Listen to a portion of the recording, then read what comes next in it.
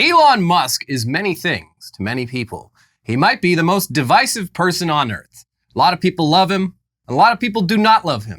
Some people worship him in an almost religious way, and others think that he's emblematic of everything that's wrong with modern capitalism. And even if you were previously inclined to be pretty ambivalent about him, it's pretty difficult to not pick a side with the way that he constantly seeks attention. And this past week, we got one of the more absurd examples of how deep the pro-Elon side's love for the man goes, when a Cybertruck in Texas was spotted towing what appears to be a giant bronze bust of Elon Musk. Norbit did it first. Yeah, was it Norbit, or I thought it was Meet Dave? That was the one with the giant Eddie Murphy. Yeah. Either way, there was a giant Eddie Murphy head rolling around at one point. And that was glorious. You know how much we love the art of sculpture. It's true. So this was very exciting news. And this statue, it does not disappoint. It's up there with that Cristiano Ronaldo bronze statue from a few years back, or that Trump statue made out of nails from just last week. Yeah. In terms of faithfully rendering its subject. Yeah. And yeah, that's definitely Elon. You would never mistake that for anyone but Elon Musk. The spitting image. It even seems to be paying subtle tribute to our favorite two-dimensional piece of Elon Musk artwork in terms of the proportions. Yeah. So yeah, truly a masterpiece. But like we said, not everyone worships Elon like some sort of pagan idol. And the anti-Elon side increasingly includes people you'd typically assume would be fans. This includes environmentalists who aren't happy about how the owner of the world's biggest electric car company has been downplaying climate change and cozying up with the far right. And it also includes Wall Street, who has made a whole lot of money off of Tesla stock, but is also now saddled with a whole shit ton of debt after loaning Elon billions of dollars to purchase Twitter. Well, the big banks thought it would surely be a safe and very lucrative bet. It's Elon, after all. It's a lock. He's got big things planned. A stone-cold lock. But nearly 2 years later, they're caught holding the bag. Whoopsie. And a new Wall Street Journal article this week makes the case that the $13 billion that banks loaned Elon was a historically bad investment, the likes of which hasn't been seen since the 2008 financial crisis. Masterful gambit, sir, and masterful gambit, Wall Street. Yes. They've all done it again, haven't they, folks? Here's their reporting. The 7 banks involved in the deal, including Morgan Stanley and Bank of America, lent the money to the billionaire's holding company to take the social media platform, now named X, private in October 2022. Banks that provide loans for takeovers generally sell the debt quickly to other investors to get it off their balance sheets, making money on fees. The banks haven't been able to offload the debt without incurring major losses, largely because of X's weak financial performance, leaving the loans stuck on their balance sheets, or hung in industry jargon. The resulting write-downs have hobbled the bank's loan books, and in one case was a factor that crimped compensation for a bank's merger department, according to people involved with the deal. The value of the loans to Musk quickly soured after the $44 billion acquisition was completed. But new analysis shows how their persistent underperformance has put the deal in historic territory. According to data from PitchBook LCD, the Twitter loans have been hung longer than every similar unsold deal since the 2008-2009 financial crisis, for which the research firm has complete records. There were many more hung deals back then, but banks in that period typically were still able to sell or write off most of their hung debt within roughly a year after they issued the loans. One hung deal, a $20 billion all-debt acquisition in 2007, was bigger than Twitter, but wound up in bankruptcy about 12 months after banks wrote the check. Stephen Kaplan, a professor of finance at the University of Chicago who has tracked such deals since the 1980s, said Twitter isn't only the biggest hung deal by dollar amount since the 2008 financial crisis, but one of the biggest of all time.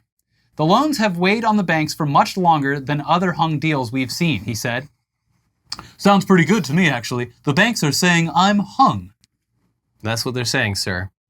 Sounds good to me. Let's continue this. They're saying you're packing some real heat down there. Mm-hmm. Anyway, they then point out that even at the time, Elon said that his $44 billion offer for Twitter was much higher than the actual value of the company. Mm-hmm. He admitted it at the time. It was a bad deal. A deal that he tried to get out of for months leading up to it. Yeah. But yeah, the banks, they still figured, hey, he's the richest person on earth. He must know what he's doing. So it's nice to find out that idiots like us have better financial risk assessment skills than the big banks, though it's also pretty troubling. Yeah. That doesn't make me feel good about the economy, if that's true. Yeah. Because we were right, and they were dead wrong. And Just an insane amount of money disappearing. Poof. Because of the erratic decisions of what is shaping up to be a total psychopath. Money that could have done wonderful things for the world. Can you imagine? $13 billion? All the places that could go? It was just lit on fire. And now, it seems like they are pot committed to the point where they have to just ride this down. Because if they try to sell it off now, they're not going to make any money at all. Yeah, they'll lose. I mean. So if we wait around in 20 years, or we take control of the company away from this man. Yeah, they could repo it. Yeah. I feel like the value would all come back the second they take over and just hit the revert button on the source code. Yeah. Boom. At least enough for them Fleets are back. Woo! To get something out of it, I guess. But yeah, Twitter is now, by its own estimates, worth $19 billion, although that's from like 6 months ago, so who knows where it's at now. That's less than half what Elon paid for it. Mm-hmm. Not good after less than 2 years. Yeah. And there's no signs of that improving anytime soon.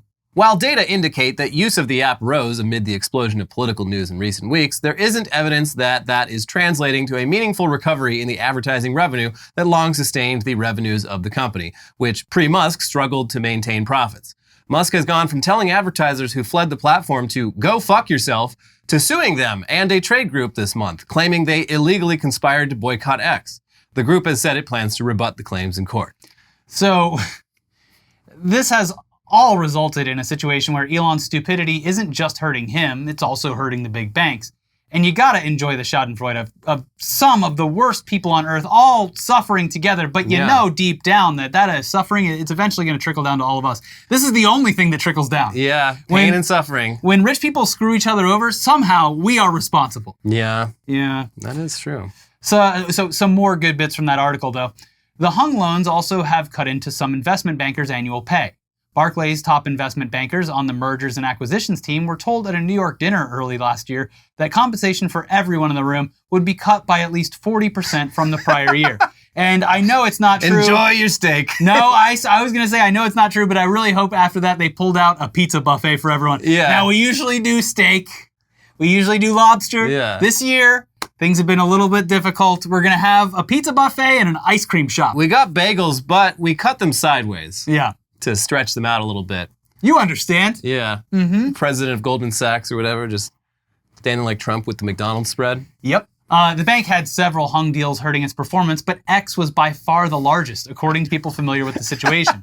I wonder how it's an albatross around their necks. I love it. A lot of the, I guess you would call it like just greedy and cocky behavior from CEOs over the past decade. The banks have been enabling this. I would assume, I don't know how it worked behind the scenes, but you'd imagine that whoever is dealing with the finances over at Warner Brothers after the Discovery merger is probably like, oh God, oh my God, what do we do? Yeah, I guess we'll see. This was the big cash out moment. We weren't supposed to survive after this. Yeah, because this is affecting every other merger and acquisition. There was already rumors that they were going to piece out the company again, and it's like, okay, well, what was the point of putting it together other than just milking whatever red cent you can out to the customers? That was the point. Yeah, it was. I'm David Zaslav. I've never seen a movie in my life. I fucking hate movies. I work for the phone company. Yeah. Why are you asking me whether a movie's good or not? I tell you whether it goes in the vault or not. The only reason I even got involved was because I wanted more people to see Dr. Pimple Popper. I just can't get enough. It's the best. Yeah. Pretty soon that'll be all we make. It continues though. The deal presents a catch-22 for the banks. On one hand, they are eager to be well-positioned to work with Musk and his 6 companies that range from electric vehicle maker Tesla to Neuralink and xAI. Many view a possible initial public offering of Musk's rocket company SpaceX or his Starlink satellite business as a fee-generating event that they don't want to miss out on. But in the interim, some of Musk's public comments and tweets have made a sale of the debt more difficult for them, given the resulting pressures on the business. At MUFG, Musk's rant against advertisers in the fall prompted anxiety among senior U.S. executives at the bank, according to people familiar with their thinking. Yeah, you think? No! Oh, what? Every day they must wake up and pull their fucking hair out. I got a good feeling. I think things are on the up and up. He said what? Fuck! And that's every day, bro, to quote the late, great Logan Paul. Rest in peace. Not long after Musk's comments, they downgraded the bank's internal credit rating of the loan, a sign that they don't think it will be easy to get their money back, and kicked the debt into its Special Situations and Workouts group, which typically handles the debts of bankrupt and financially distressed companies. They're calling us a special situation. Feels pretty good. Very unique position we found ourselves in. Not many companies, not many companies getting the attention from the bankers that we are, and we should all be so grateful. Yeah, they're in the zombie company category. Yeah. Basically like, hey, if we hold on, it might only be another year, but if it goes bankrupt and we get to seize all the assets, maybe we'll get something more out of this. But yeah, until then, no one gets, no more donuts on Fridays, guys. It's a real shame. Go out there and make those deals. Mm-hmm. Well, you know, it couldn't have happened to a nicer group of people, but still, I can just feel that burning sensation that this is all going to eventually affect us in some negative way. You know, Americans are having to cut back on stuff like meat and other groceries. Over on Wall Street, you know, they're having to, every bag of cocaine that they purchase, they're cutting it themselves with baby powder. It's a real shame. Yeah, that's how bad it's gotten. That's true. Tough times for everyone.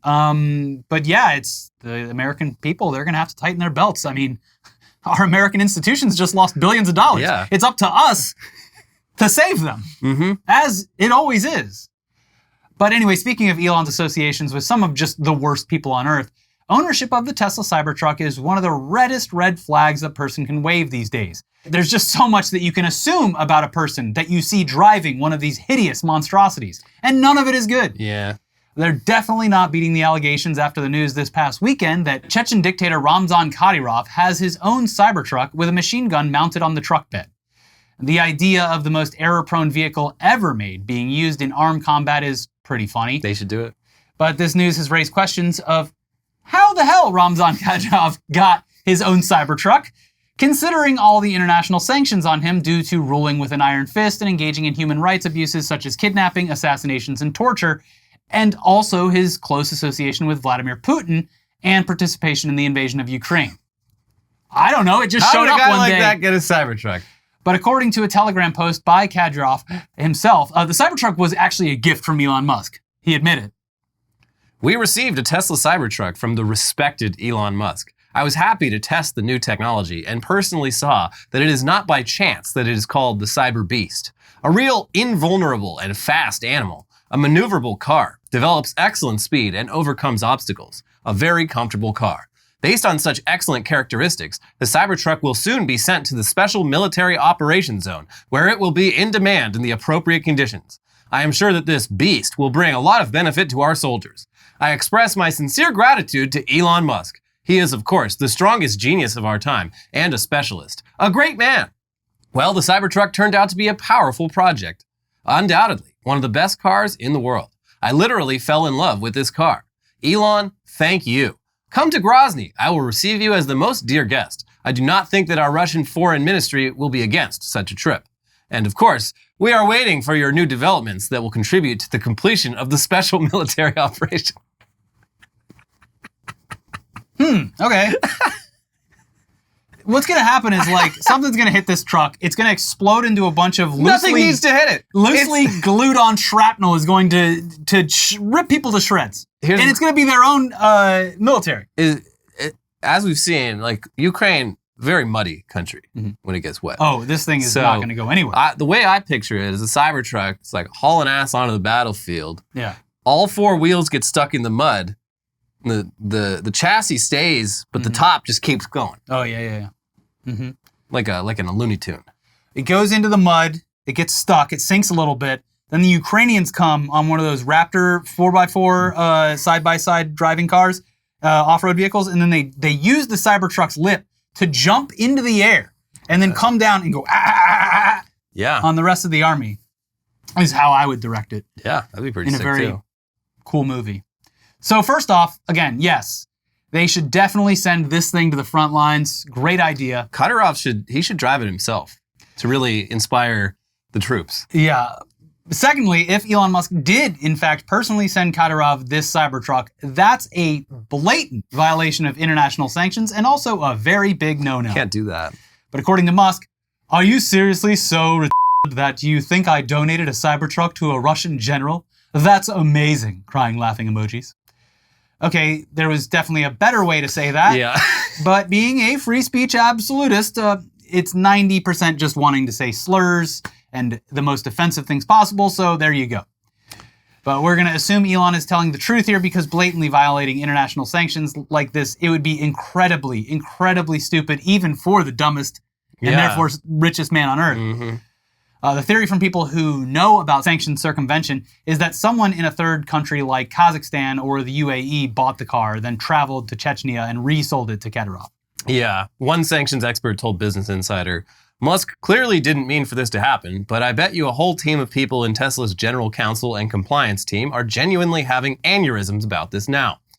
And yeah, that's probably mostly true. But also, Elon very notably has a personal relationship with Vladimir Putin. He was talking about like how they call each other all the time and stuff. Mm-hmm. And he said and did things early on in the Russia-Ukraine war that seemed pretty pro-Russia and just very sus in a lot of ways. So I don't know, this might not be as clear-cut for Musk as you'd think.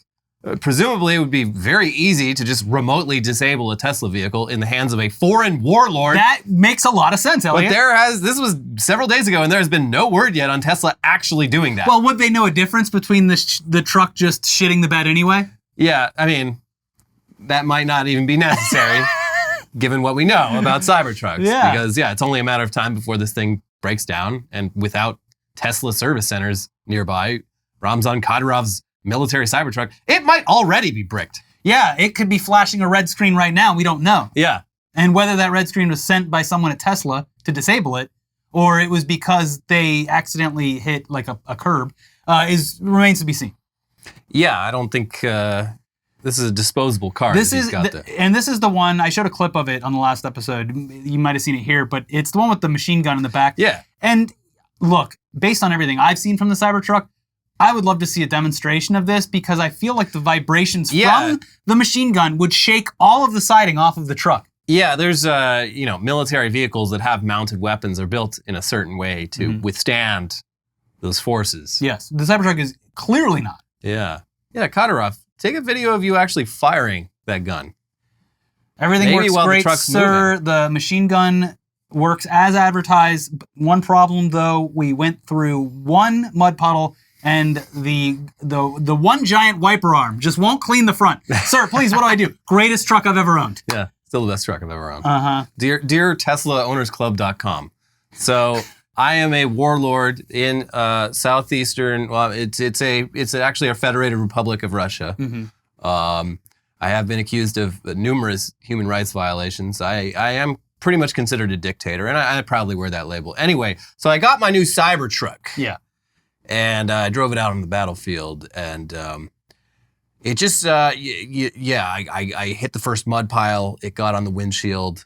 What do you hate, Elon Musk? Autopilot took over. Oh, I'm sorry. We got a Tesla hater over here in our forums. I was gearing up to drive out in the battlefield, and I slammed my dick in the door, and now my dick fell off, and the door, it wouldn't open. Mm-hmm. And then like a panel just fell off for no reason. Yeah, well, guess what? It's a simple fix. You just take this screwdriver and you start screwing screws into the gas pedal, the siding. It's a very simple fix, and I wish you would stop bad-mouthing the most perfect truck on the internet. It'd be so cool to see a Ukrainian tank just crush the Cybertruck. Oh, just running it over like a killdozer? I really want them to send it out on the battlefield. Anyways, we got plenty more news for you coming right up in the second half of the show. Lots of AI. Yeah. But first, we got to let you know that this episode is sponsored by Ground News. Nowadays, it's easier than ever to follow the news, but that doesn't necessarily mean you're getting an objective look at what's actually going on in the world. And that's especially true if you're mostly getting your news on social media, where we're all basically in our own algorithmic filter bubbles, seeing news that's potentially lacking in context, poorly sourced, or designed primarily to get clicks. Getting an accurate picture of the news landscape can seem impossible, but our sponsor, Ground News, makes it easy. Ground News was created by a former NASA engineer to empower readers to navigate our complex media landscape.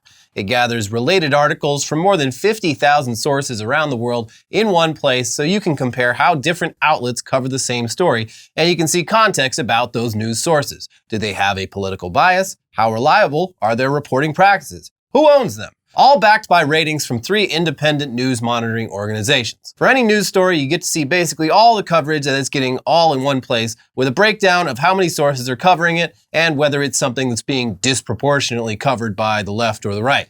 For example, here we have a recent story about Joe Biden supporting legislation that would eliminate taxes on tips. And it's mostly being covered by right-leaning outlets like the Washington Examiner and the New York Post, who are framing it as Biden stealing one of Trump's policies. But we can also compare this to coverage from more centrist sources with higher factuality ratings, like Reuters and The Hill. Having bias and factuality ratings is great for making sure you're getting the facts, but it's also great for getting a sense of what the less reputable news sources are saying, which is also important. And they've even got a blind spot feed for news stories that you probably hadn't heard anything about if you're only following news sources from one side of the political spectrum. We obviously read a lot of news, so Ground News is the perfect sponsor for us because it helps us access different viewpoints, not just from across the political spectrum, but also around the world, and see discrepancies in how certain topics are covered, or not covered at all. There's no perfect news source, but with Ground News, media literacy is easier than ever. Go to ground.news/internet today to give it a try. If you sign up through our link, you'll get 40% off the Vantage plan, which is what we use to get unlimited access to all features. We think Ground News is doing important work, and we hope that you'll check them out. All right, thanks. And now it's time for the AI half of the show, because as usual, there's multiple examples this week of generative AI ruining everything. And let's start with yet another lawsuit being brought by people whose work was gobbled up without their consent in order to train an AI to steal their job. One of our favorite outlets, 404 Media, recently reported on leaked documents showing that Nvidia, the second most valuable company on Earth with a market cap of over $3 trillion, not with a B, with a T, $1 trillion, was working on its own generative AI video creation product and was training it by scraping just about everything on YouTube, as well as pirated movies and shows downloaded via BitTorrent. And they admit it in the screenshots. It's right there. The movie and TV studios haven't responded yet, at least in a public way, I guess, but a YouTuber class action lawsuit has already been filed. Here's 404 Media with that follow-up. A YouTube creator filed a class action lawsuit against Nvidia on Wednesday, claiming that Nvidia profited significantly from his and others' videos, violated California's unfair labor competition law, and unjustly enriched the company at his and other creators' expense, after a recent 404 Media investigation revealed Nvidia scraped YouTube and other platforms en masse to build its own AI systems. YouTuber David Millett claims that Nvidia has enriched itself unjustly and broken federal labor laws in building a new video model based on content scraped from YouTube without his or other creators' permission. Now, Nvidia, of course, denies any wrongdoing, and they say that everything that it's doing, it falls under the legal definition of fair use, which I guess the courts, they're going to be deciding that a whole lot pretty soon. But the process of collecting all of this data, it might not help their case that this is all just legit and on the level. Our investigation showed Nvidia employees scraped YouTube using virtual machines running on Amazon Web Services to avoid their IP addresses being blocked for scraping. Employees working on the project, known internally as Cosmos, also talked about screen recording Netflix and scraping Vimeo, as well as film piracy websites. When employees raised questions about ethical and legal concerns, they were told by managers that the decision to build the model's training data in this way was an executive decision, according to the leaked material. In response to a request for comment for that piece, an Nvidia spokesperson told 404 Media, "We respect the rights of all content creators and are confident that our models and our research efforts are in full compliance with the letter and the spirit of copyright law."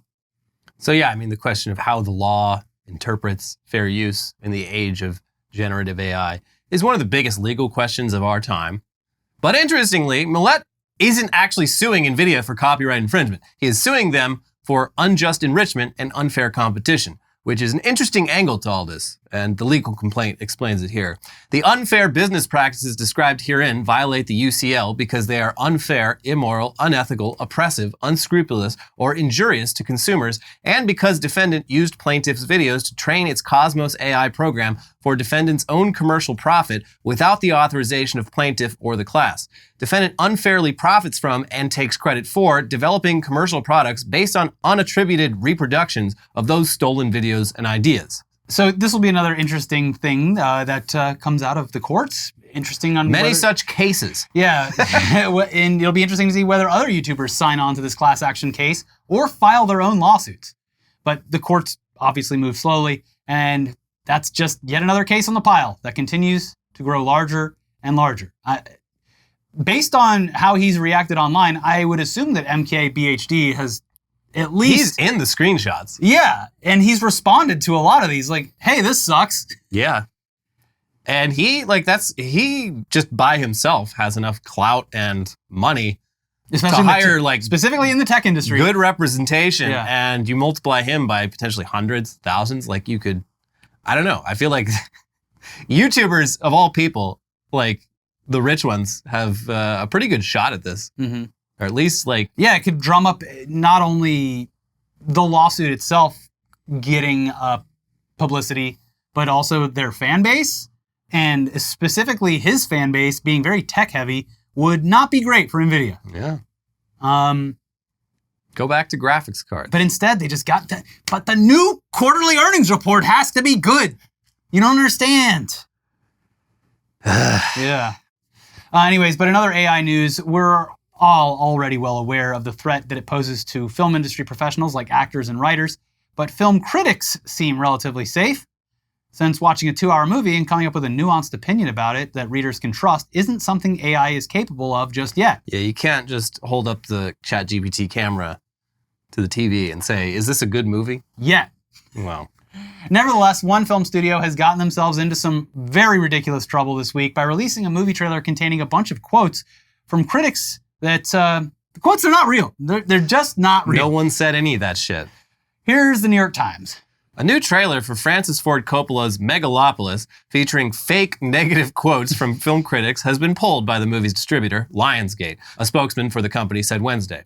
The trailer, which was posted in the morning, featured quotes from well-known film critics of the past, including Pauline Kael of The New Yorker, Vincent Canby of The New York Times, and Roger Ebert of the Chicago Sun-Times, panning previous Coppola films like The Godfather, Apocalypse Now, and Bram Stoker's Dracula. However, as the critic Bilge Ebiri first reported in Vulture, the quotes are not real. The trailer has now been pulled from YouTube after amassing more than 1.3 million views in the single day it was online. So Lionsgate's marketing strategy was basically, look at all the critics who panned all these other Francis Ford Coppola masterpieces as a response to the mixed reviews Megalopolis has received at festivals. But it's looking like none of the quotes used in this trailer are from real reviews. And in many cases, the critics cited actually reviewed those earlier films positively. And also, yeah, it seems like most of these critics, or at least a lot of them, are dead people. So they're not even around to defend themselves. No one will check the review of a legendary deceased critic on about one of the biggest movies of all time. No one ever looks up old Roger Ebert reviews. Yeah. It's not like they've been published in like books and shit. Or reviews from even like The Village Voice or whatever about The Godfather. So yes, what happened here? Well, Lionsgate seems very apologetic, but they're not saying how something like this could possibly occur, which has led many to conclude that ChatGPT was involved. Yeah, obviously. Person doing the trailer, I don't want to do the work of actually going through hundreds of reviews to find the negative reviews about these classic films. I'll just ask ChatGPT to go through all of the reviews from these classic films and then just summarize what the bad quotes were. It's you literally, like, this is one of the things that Rotten Tomatoes is actually really fucking useful for, is you can look, they've cataloged archived like the reviews blurbs from like contemporaneous reviews from way, way back. And they summarize them quite well. And so you can actually very easily look up what critics thought of movies decades ago. So yeah, I mean, it seems very unlikely they would have intentionally fabricated a bunch of easily disprovable quotes. So yeah, what probably happened is that in between concept and execution, someone who was supposed to go look up old negative reviews of Francis Ford Coppola movies just asked ChatGPT to do it for them, not realizing that ChatGPT frequently just makes shit up out of thin air. And then multiple other people signed off on the quotes without checking for themselves. Hey, that's a cool trailer. It really got me going. Wow, I'm he said that?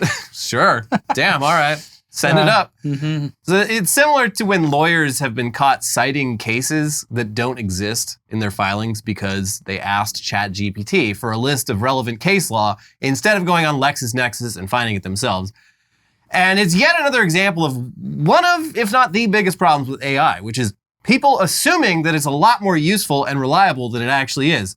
Often to no fault of their own. This shit is pitched as being the solution to everyone's problems. Yeah. So you're like, oh, okay, I guess it knows everything, because they keep saying it knows everything. So why would I go and do this work when I could simply ask ChatGPT and get the guaranteed correct answer? Yeah, I don't see another explanation about this that makes sense. Yeah, other than someone coming up with it on their own and just putting it up as placeholders. Yeah, well, maybe. Still, I would find it very funny and entertaining if this was just the first of many, many financially horrifying decisions as a result of using AI for things. I mean, in this case... They've lost a ton of marketing. They've gained a ton of bad press. Yeah. They've gained... people are now aware of the movie, but aware of it in a way that is negative. Yeah, I mean, and I'd say this is, relatively speaking, pretty not a big deal compared to... Light compared to other things. Think of all of the other possible sort of like chain of command things happening in businesses that aren't just releasing entertainment, but are, releasing products that actually have to be safe to use and whatnot. And if one fucking person in there gets a little lazy and just says, it seems like something ChatGPT could do, like that. There was another this happened before. I can't remember the exact source of it or whatever, but there was another example of this happening in the past week where someone screen capped a post on Reddit where someone had done some foraging for mushrooms. Oh my God. And there was another mushroom book that was just AI generated that they bought off Amazon. And they could have fucking died. A family got really sick. Yeah. Supposedly, is a Reddit post. So you take it with a grain of salt. But it is, that was like, literally like early days, people used that as an example of like something that could go really wrong. They're like, it's not just that Amazon is clogged up with a bunch of fucking slop. It's that, there are definitely cases where people buy books for reference and the stakes are life and death. Yeah, I mean, we talked about it previously. I wonder how I could come up with the best cleaning solution possible. Well, ChatGPT sees two separate but wonderful cleaning products. The power of bleach and ammonia. Don't say it. Why not both? Porque no los dos. Well, I would say don't trust AI, but you can't, if you're buying a book about mushroom foraging, you can't even trust that it's written by a human, I guess. I mean, it's everyone's bullshit detector is just gotta sharpen. Because, even in that Reddit example, they said, like, yeah, upon further inspection, like, there was definitely multiple times where it answered as if it was a chatbot that was unable to answer a question or whatever. Like, the people doing this are lazy. Yeah. But think about how many people like that are in America. Sure. But, that's the thing is AI, especially the AI that is being used to scam you, is being done by people with no fucking work ethic. And if you are just a little bit discerning, if you just have a little bit of suspension of belief and, don't just accept everything at face value, it's actually pretty easy to tell when what you're looking at ain't real. There's a great, there's a Twitter account that's like Facebook AI slop, and it just kind of catalogs all the stuff that's coming out there. And there was another, I think it was a Substack that I read this week about just, the primary user of Facebook is someone whose eyes don't even work well in general. So it doesn't need to pass that well, honestly. Yeah. So look at who's being exploited here. It's a lot of old, I'm not even going to say dumb people, it's just a lot of old people who are not as savvy at all. I mean, it's when you're 80 years old and something out of fucking science fiction is suddenly real that you've lived without for 8 decades. And also nobody really tells you about it. It's being marketed, some places, but all of a sudden one day you wake up and you pull up your Facebook feed and it's Shrimp Jesus. Yeah. It's got to be pretty jarring. Yeah, it's interesting. Nobody wishes this troop a happy birthday on his special day, and it's like a person that doesn't even exist. It's always like Jesus, troops, praying, minions, and like African children and children with like fucked up amputations and shit. Yeah. But yeah, I mean, it is interesting that apparently among like little kids, like they can spot AI super fucking quickly, probably faster than you and I. Yeah. And they're also like Gen Z. They're the ones who are like most pessimistic about it too. Yeah. Which makes sense because they're like, oh, I'm entering a job market that's going to be absolutely awful. That makes sense. And this is it's actively making me and all the people around me dumber because it suddenly made it so we don't have to do our homework ever. Which, like, yeah, I feel bad not doing it, but also I'm fucking 15 and I want to go play video games. So like, I'm gonna fucking do it. Yeah. But they know, they feel bad about it, but they're still doing it. The other scary thought is that Gen Alpha or before, or whatever comes after, it's a lot of all they'll know. Yeah, no, they're gonna be dumb as shit. Yeah. Gen Alpha. But in other news about the effect that this technology is having on the entertainment business, last summer we saw multiple Hollywood unions go on strike due to the threat of studios replacing workers with AI. And this summer the fight continues as other unions are up for contract negotiation. SAG-AFTRA, the actors union who went on strike last year against the Hollywood studios, is on strike again. And this time it's voice actors and motion capture artists on strike against companies who make video games. Here's the LA Times a few weeks back with the basics on what is at stake here. We're not going to consent to a contract that allows companies to abuse AI to the detriment of our members, SAG-AFTRA President Fran Drescher said in a statement Thursday. Enough is enough.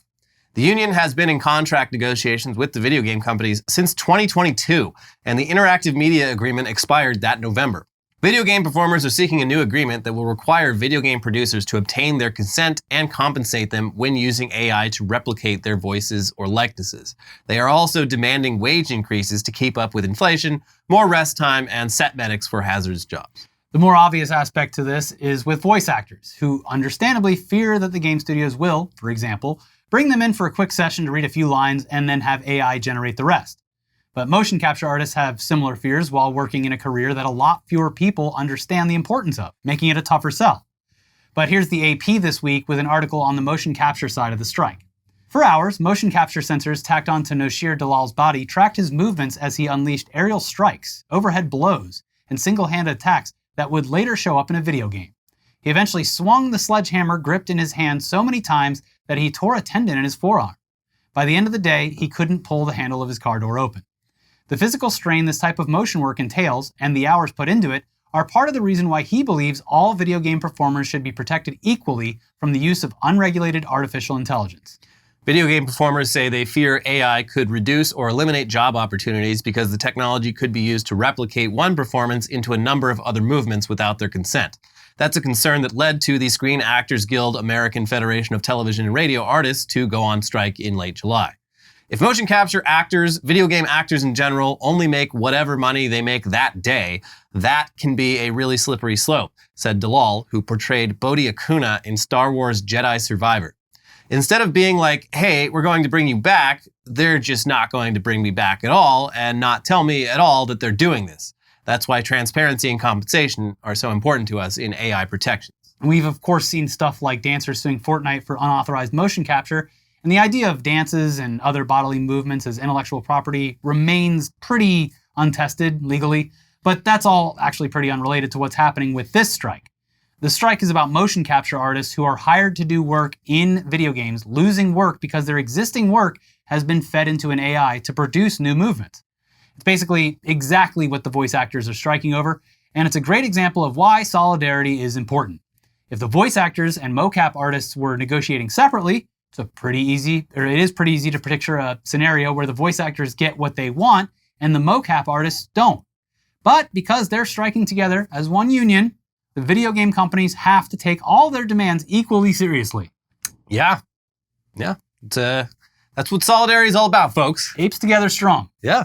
And humans. Yes. Meanwhile, it's looking like yet another entertainment industry strike over similar issues is right on the horizon. The Animation Guild, made up of animators, writers, and technicians, are currently in contract negotiations with the studios over all the same stuff that we saw last summer with the SAG and WGA strikes. A lot of it is just basic job security and compensation stuff, but AI is a huge factor. Here's the Hollywood Reporter this week. Then there's the threat of generative AI on the horizon, with several animation roles expected to be among those hardest hit by the technological revolution. Jeffrey Katzenberg, the co-founder of DreamWorks and former chairman of Walt Disney Studios, has predicted that generative AI could eradicate 90% of animation artists' jobs. The word that some negotiators at the union are using to describe this moment is existential. These are people's dreams that they've turned into careers that could be disappearing, says writer and negotiations committee member Madison Bateman from DuckTales. So we really try to keep that in mind as we move into negotiations, that we are fighting for the livelihoods of our membership, for our careers and our dreams. Man, Jeffrey Katzenberg could have saved a lot of money and paid a lot of animators if he just never Made Quibi? Yeah. Yeah.